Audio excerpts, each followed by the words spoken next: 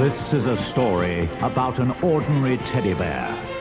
When he was made, they found something wrong with him and threw him away like a piece of rubbish into an old dark storeroom. Then, from outer space, a spotty man brought him to life with his cosmic dust. He took him to a magic cloud, where Mother Nature gave him special powers.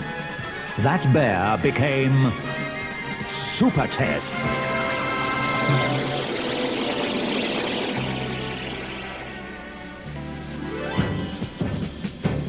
Whether at home in his tree house, deep in the forest, or up in his space station orbiting Earth, his main mission is to protect children and animals, particularly from the schemes of the evil Texas Pete and his bungling cronies, Bulk and Skeleton.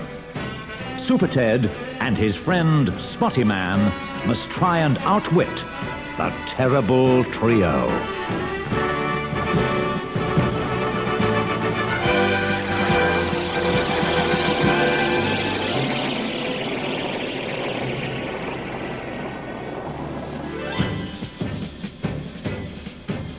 Superted and the Inca Treasure.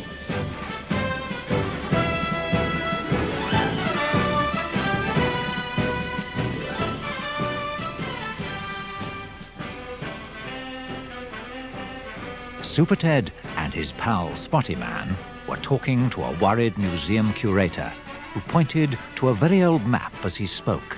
Somewhere deep in the heart of the South American jungle, where no man has set foot for almost 1,000 years, lies a forgotten temple of an ancient civilization, the Incas. The Incas hid their treasures in this temple. Plenty of gold and jewels. Ah, and you want these treasures for your museum? Asked Superted. Yes, that is so. Here they will be safe from thieves. Spotty Man said, Don't worry, Mr. Rodriguez. Whenever there's trouble, we're always first on the spot.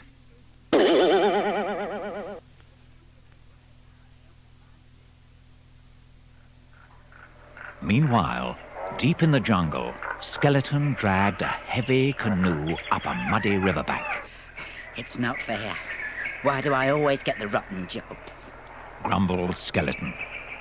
Texas Pete studied a map and said, According to this map, the Inca temple should be a short pony ride through those trees. Bulk munched some Brazil nuts, shells and all, and said, But we haven't got a short pony, Tex. That's never stopped us before. Now, come on. Let's get moving, shouted Tex. Despite the terrific heat, Skeleton shivered and complained. Oh, why do we have to come through this terrible jungle? Yuck! It's crawling with beetles and snakes. It's revolting. Yeah, replied Bulk. it's revolting, terrible, disgusting. But I like it. And off they trudged.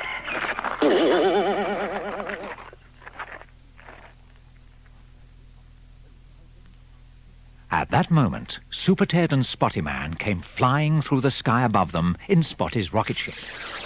In his funny, spotty voice, he said, But this looks like the right jungle, Superted. Yes, but where's the temple, Spotty? Down in the jungle, Skeleton noticed the spacecraft and shouted, What's that in the sky, Tex? Texas Pete recognized it immediately. It's that spotty sausage that Spotty Man flies. Stand clear, fellas. Give me room. He drew his guns and fired into the air and hit the rocket ship.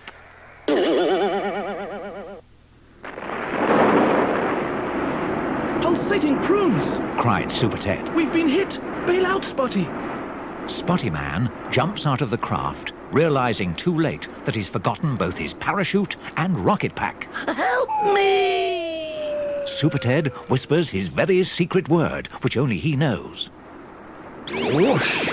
He changes from an ordinary teddy into the brave Super Bear and flies out of the damaged spacecraft, his booster rockets on his boots at full power. He catches Spotty. Got you. Phew, just in time. Spotty is very grateful. Oh, you may be furry, Superted, but you're no kitten. Come on, Spotty, let's find that temple.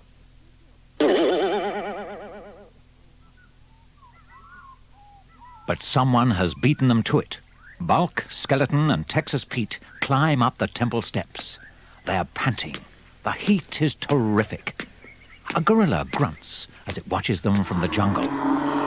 Texas shouts at Skeleton. Hurry up, lazy bones. Bones? Don't be personal. Replies Skeleton crossly. Tex orders Bulk to break down the temple door. Fat Bulk tries and hurts his shoulder. Bulk and Tex each climb onto a stone gorilla's lap. Skeleton scrambles onto the third gorilla's lap. Third gorilla, Help! It's real! he screamed. The jungle gorilla has pretended to be a statue. Bulk thought it was funny too, and he accidentally hit the stone gorilla's arm. This was a secret lever which opened the door of the temple.